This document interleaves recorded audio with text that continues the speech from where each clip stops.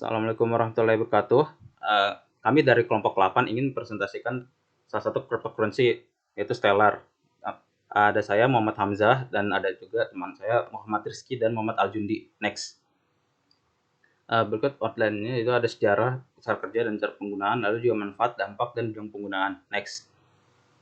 Nah, sebelum itu ada intro juga, yaitu Stellar merupakan platform cryptocurrency yang menjadi alternatif dengan mata uang atau token yang bernama Lumen atau kursinya disingkat XLM, dan juga bisa untuk intermediate value di mana transaksi dapat dilakukan antar mata uang. Next.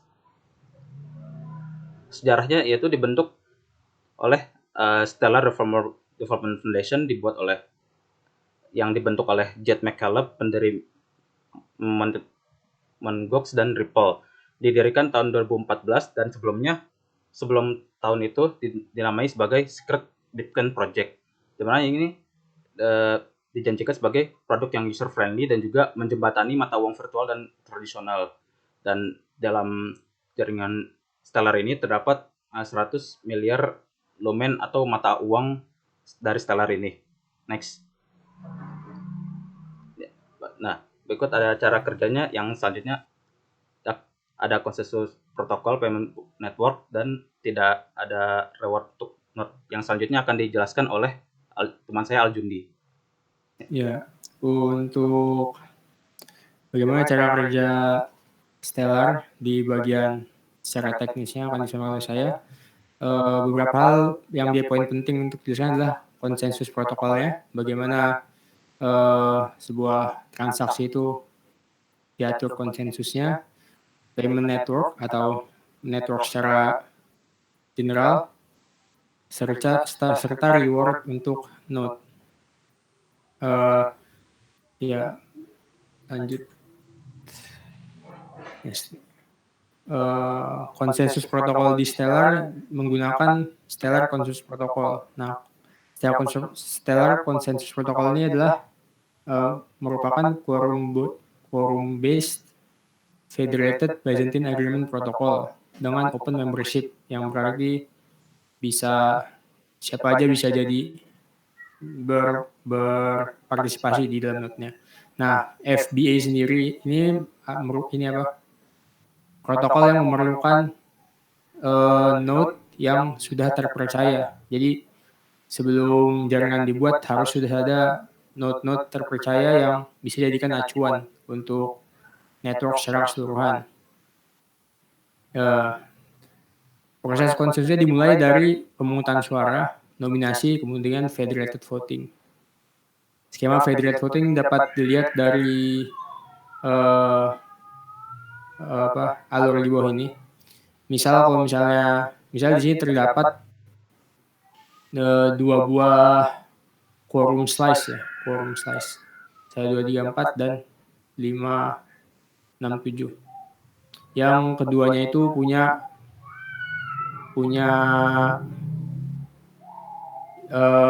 nominasi yang berbeda di antara quorum slice-nya.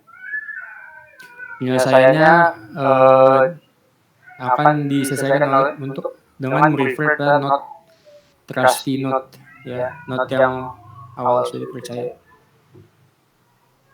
dan akan di sync secara keseluruhan ke seluruh network.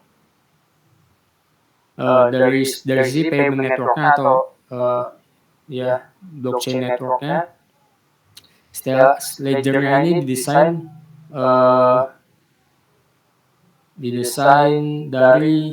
berdasarkan account abstraction. Berdasarkan account, kayak biasa account tabungan ya. Berbeda dengan misalnya Bitcoin yang ledgernya itu isinya itu koin yang dipakai atau koin transaksinya. Perbedaannya dari sisi pencatatannya seperti itu. Nah, ledger ini terdiri dari beberapa data tipe utama, itu akun itu biasa kalau di blockchain pakainya public atau public private key, pair key ini. Trust lines ini asset ownership.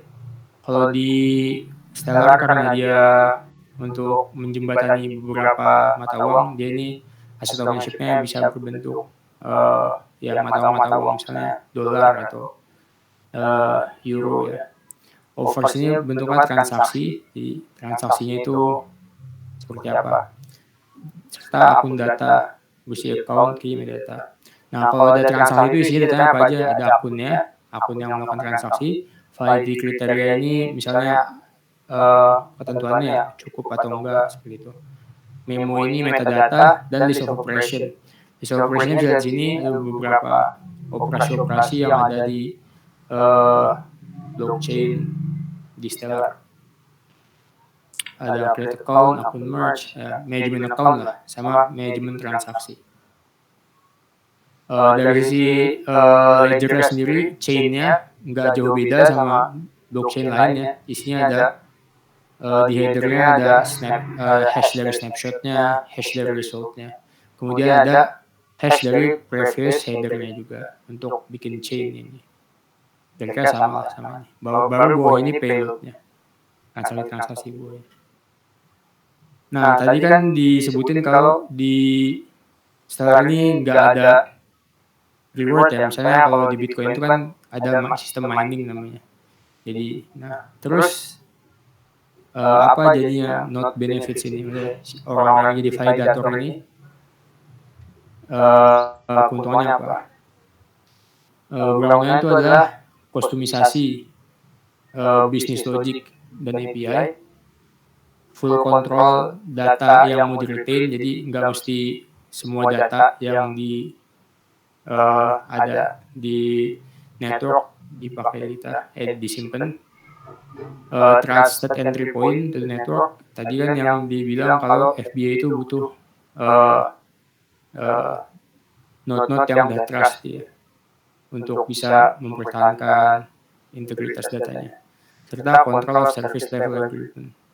Nah, karena dari arsitektur Stellar sendiri ini, Stellar ini tuh lebih dipakai sama organisasi, bukan ya, penyedia service yang menggunakan platform Stellar ini untuk melakukan transaksi. Salah satu contoh yang menjadi node-nya itu, yang menjadi trusty node di ini tuh, misalnya kayak Satoshi Pay atau Wirex apa itu. Ya, gitu. Jadi organisasi-organisasi yang menggunakan service-service yang menggunakan fitur-fitur Stellar inilah yang menjadi node trustee-nya. Kemudian bagaimana cara menggunakannya? Secara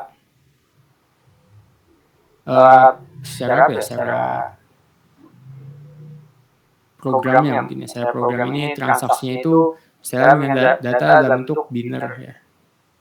Sebenarnya sih biner XDR ini berarti kalau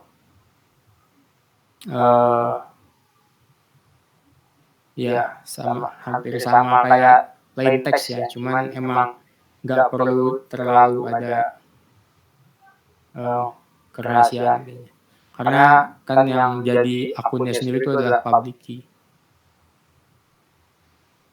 Terus host pengiriman itu yang dikirim itu adalah ID penerima, muat data transaksi, operasi pembayaran yang dilakukan, metadata, lalu disubmit. Oh ya, mungkin lanjut dulu. Ini beberapa fungsi secara kodenya ya, sebagai developer. Beberapa fungsinya itu misalnya beberapa fungsinya ada operasi, ya, add memo, sign, dan submit transaction. Setelahnya untuk keunggulan Stellar akan disampaikan oleh rekan saya. Iya, saya Mas Kirian dan saya akan menjelaskan tentang keunggulan dari penggunaan Stellar. Seperti biasa di intinya ada beberapa keunggulan. Pertama, kecepatan pemrosesan seperti yang dilakukan dengan teman yaitu saya menggunakan FAP untuk proses dengan transaksinya sehingga cepat dalam pemrosesannya. Biayanya hampir nol karena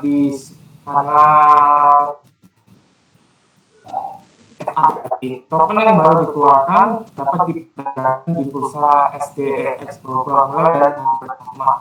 Jadi setelah dikeluarkan itu dapat langsung diperdagangkan sehingga tidak rumit proses penjualannya.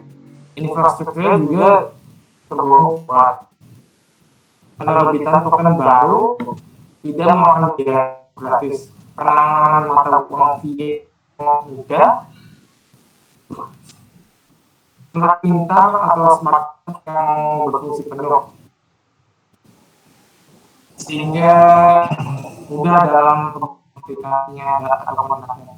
Skalabilitasnya bagus, protokol konsensus komunikasi yang memastikan perlindungan maksimal pada kualitas sehingga tidak keamanannya terjamin, dan secara otomatis dapat menemukan jalur perdagangan terbaik untuk memperdagangkan saham mata uang.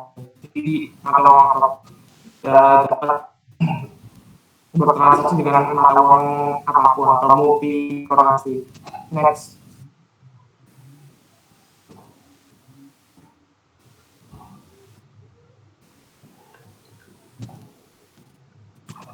Dengan munculnya Stellar, dampak utamanya adalah munculnya bentuk menghubungkan lembaga keuangan serta transaksi yang mudah bagi pasar berkembang. Pasar berkembang ini seperti pasar yang ada di negara berkembang yang kaya itu. Dan orang-orang yang ada di negara tersebut dapat melakukan transaksi ekonomi global. Algoritma Fidelity atau FBA memungkinkan transaksi yang lebih cepat daripada sistem berbasis blockchain lainnya. Sehingga Stellar ini tergolong di transaksi keuangan yang lebih cepat daripada yang lainnya. Transaksi uang menjadi lebih mudah karena menggunakan sistem jangka. Sistem jangka ini intinya adalah mata uang apapun akan diterima dan akan dikeluarkan pinjaman dalam mata uang yang diperlukan. Next. Kita berfokus di bidang transaksi pasaran di negara berkembang untuk meningkatkan ekonomi kita untuk berinteraksi dengan ekonomi global. Karena transaksinya yang hampir instan dan mudah terjangkau. Next.